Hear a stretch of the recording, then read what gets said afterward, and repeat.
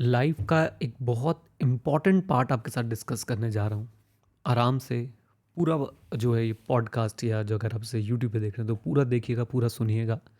बहुत important role play करेगा ये आपके जीवन में। और मैं आपको एग्जांपल्स भी दूंगा कहाँ कहाँ पे ये जो है बहुत इंपॉर्टेंट रोल प्ले करने वाला है। ओके। आपको पता है पिछले 2 बार से जब भी एग्ज़ाम्स हो रहे हैं तो लड़ाइयाँ हो रही हैं। मैं सीए एग्ज़ाम्स की बात कर रहा हूँ क्योंकि मैं सीए फ्रेटर्निटी से बिलोंग करता हूँ, तो मैं वहाँ का एग्ज़ाम्पल उठा रहा हूँ। इवन सीबीएसई में भी लड़ाइयाँ हो रही हैं कि एग्ज़ाम्स नहीं हुए।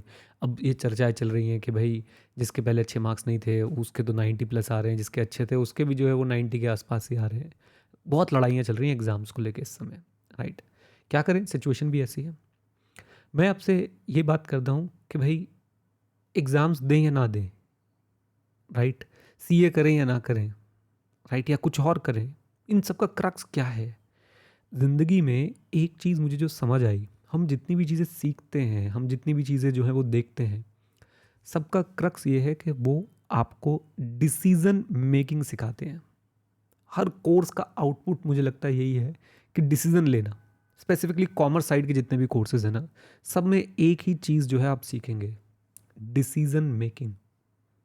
अब ये डिसीजन मेकिंग भी एक स्किल है।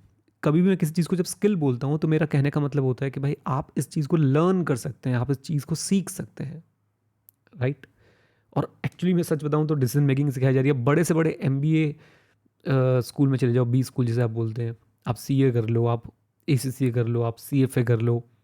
Decision making is the crux. और हम लोग मैं अपने आप को भी इंक्लूड कर रहा हूँ, मैं अपने आप को भी 1 मिनट के लिए सी स्टूडेंट मान के चल रहा हूँ। We are very weak at decision making.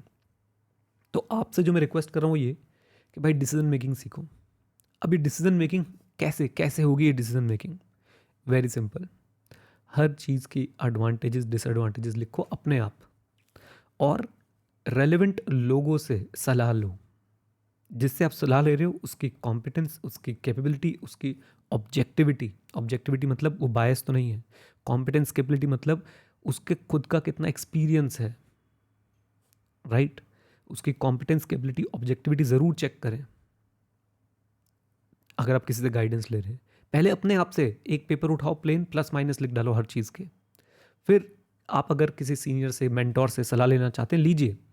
उसकी कॉम्पिटेंस कैपेबिलिटी ऑब्जेक्टिविटी चेक कीजिए, राइट? उसे अपनी सारी स्थिति ढंग से समझाइए, पता चले वो कुछ और अजम्पशंस ले रहे हैं, आप कुछ और अजम्पशन ले रहे हो। And take a decision.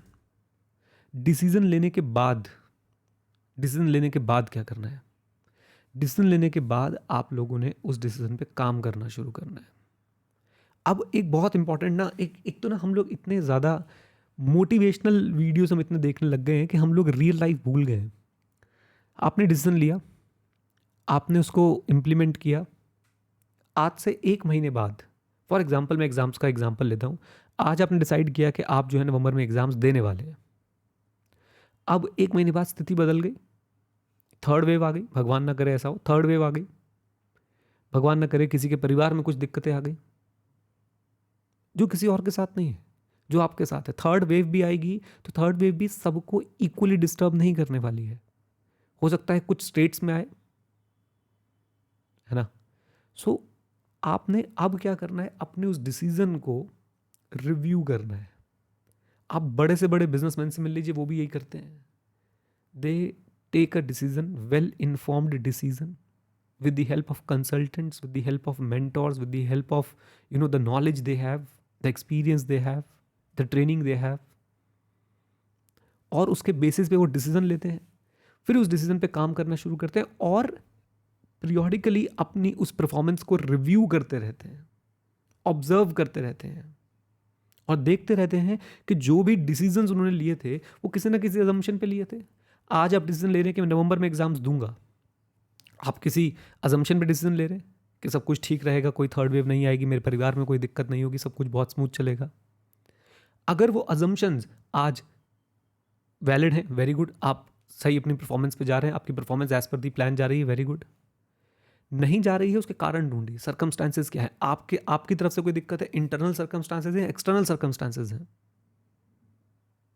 ये स्ट्रैटेजिक मैनेजमेंट में आप ही पढ़ते हैं, एसीसी में, एसबीएल में आप पढ़ते हैं कहीं भी चले जाइए, बड़े बड़े बी स्कूल्स में जाइए, मैनेजमेंट में आपको यही सिखाया जाएगा। Take a inform decision, keep reviewing your performance, क्या परफॉर्मेंस एज पर प्लान जा रही है, नहीं हो जा रही है। एंड अगर नहीं जा रही है, अगर कुछ ऐसे सर्कमस्टांसेस आ गए हैं, अगर कुछ आपकी परफॉर्मेंस में लैग है, तो क्या करेंगे आप? अपने डिसीजंस को फाइन ट्यून करेंगे, एडजस्ट करेंगे, चेंज भी कर सकते हैं। आपने सीए शुरू करी, मैं कहता हूँ सीए छोड़ो, आपने ना सीए में शुरू करा, सीए शुरू किया, आपने पढ़ाई करी, पेपर दिए, फेल हुए, फिर पढ़ाई करी, फिर पेपर दिए, कोई बात नहीं। अब आप या 2-3 काम कर सकते हो ना। अब देखो, आप अपनी जो भी आपकी परफॉर्मेंस है उसको आप पहले रिव्यू करोगे, मैं क्यों फेल हो रहा हूँ। फिर आप उसको फाइन ट्यून करोगे, अच्छा यार मैं ना पास्ट ईयर क्वेश्चंस नहीं करता था, मैं लिख के प्रैक्टिस नहीं करता था। अब लिख के प्रैक्टिस करोगे, फाइन ट्यून करोगे, है ना। और उसके बाद फिर आप क्या करोगे? उसके बाद फिर आप जो है अगले बार अपीयर करोगे, क्लियर कर जाओगे। और अगर आप पूरी स्ट्रैटेजी भी अपनी बदल सकते हैं, कैसे? ये सोच के कि यार शायद मैं सीएमए के लिए बना ही नहीं हूँ, शायद मैं एसीसी के लिए बना ही नहीं हूँ, शायद मैं सीएस के लिए बना ही नहीं हूँ। अब यहाँ पे क्या है, लोग बाग ना आपको छेड़ते हैं। मैंने ऐसा ऑब्जर्व किया है कि अगर आपने कोई बात आज से 5 साल पहले बोली थी, आपने 5 साल पहले कोई डिसीजन लिया था, और आज आप अगर उसको चेंज करते हो, तो लोग बाग आपको ना नीचा दिखाने की कोशिश करते हैं। अपनी बात पे नहीं रहा है, अपने डिसीजन पे नहीं रहा। अरे भाई, जब एप्पल जैसी कंपनी अपने 5 साल 7 साल पुरानी स्टेटमेंट को चेंज कर सकती है because of the change in external environment. जब स्टीव जॉब्स बोलता था this finger is the best stylus you can ever use, and then Apple launches this thing, pencil, right. वो फोन के कॉन्टेक्स्ट में बोलता था, लेकिन स्टीव जॉब्स कभी भी पेंसिल लॉन्च ना करता, लेकिन एप्पल ने पेंसिल लॉन्च करी फिर। अब आप मुझे बताइए, तो इसका मतलब आप क्या बोलेंगे? एप्पल अपनी बात से, अरे भाई, you have to change according to the change in environment, you have to change according to the change in your circumstances. किसी को नहीं पता था कोरोना आएगा, किसी को नहीं पता था सर सबके घरों में नुकसान होगा, जान का नुकसान होगा, पैसों का नुकसान होगा, लोग बाग सड़कों पे आ जाएंगे, और किसी को नहीं पता था कि इससे बहुत लोगों को फायदा भी होगा। You have to fine tune and change your decision according to the change in circumstance, right? और उसमें कोई दिक्कत नहीं है, कोई बुराई नहीं है। बड़े बड़े बिजनेस हाउसेस, बड़ी बड़ी, मैं बोलूँगा लोग, बहुत पहुँचे हुए लोग ये काम करते हैं भाई। और ये नेचुरल है, इट कम्स नेचुरल। आप घर से निकल, मैं आपको कह रहा हूँ ना, जिंदगी का पूरा क्रक्स है डिसीजन मेकिंग। और डिसीजन मेकिंग के रूल्स यही हैं, आप वेल इन्फॉर्म्ड डिसीजन लीजिए, उसके बाद में परफॉर्मेंस को रिव्यू कीजिए, और उसके बाद अगर कुछ बदलाव हैं तो उसके हिसाब से अपने डिसीजंस को भी फाइन ट्यून कीजिए। 3 स्टेप्स। होता क्या है, हम लोग वेल इन्फॉर्म्ड डिसीजन नहीं लेते हैं। क्यों? हम अपने आप को हम पहले ही दिक्कतें इतनी ज़्यादा हैं, पहले ही स्थितियां ऐसी होती थी कि भाई पता ही नहीं चल रहा एग्जाम होंगे या नहीं होंगे। मैं एग्जाम का एग्जाम्पल ले रहा हूँ, और हम उसमें और तड़का लगा देते हैं और कंफ्यूजन्स डाल देते हैं। हम जिस बंदे के बेस पे, हम जिससे इन्फ्लुएंस हो रहे होते हैं, उसका सीसीओ चेक नहीं करते, competence, capability and objectivity, right. और फिर हम अपने और ज़्यादा कंफ्यूज होना शुरू हो जाते हैं। भाई साहब, जिंदगी में अगर आप इंडिविजुअल डिसीजन लेना नहीं सीख रहे हैं ना, आप फंसने वाले हैं बहुत बुरे तरीके से।